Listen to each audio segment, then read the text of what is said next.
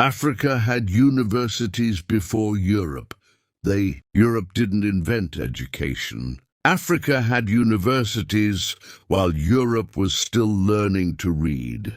People think universities started in Europe. Oxford, Cambridge, Paris.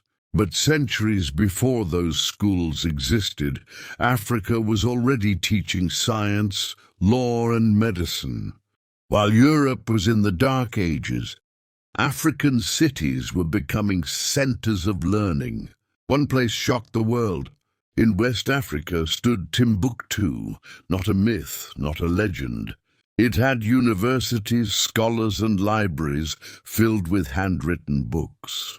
Books were so valuable they were worth more than gold.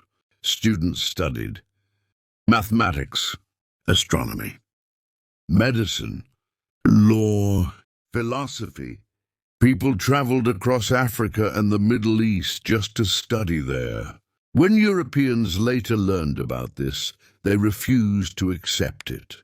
They said Africans couldn't build civilizations. So these universities were ignored or erased from history books. Over 700,000 ancient African manuscripts still exist today, proving these schools were real. History wasn't lost. It was hidden. Now here's the part history rarely talks about.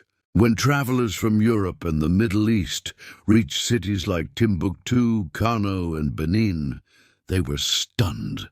These were not villages. These were planned cities with paved streets, markets, libraries, and governments that actually worked.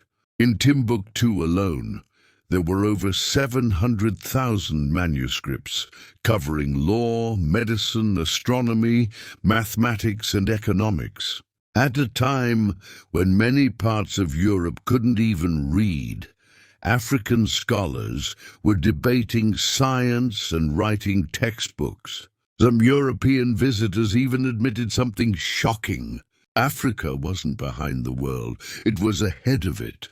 And that's when everything began to change. Africa didn't borrow knowledge. Africa created it. Follow for stories. History didn't want you to know.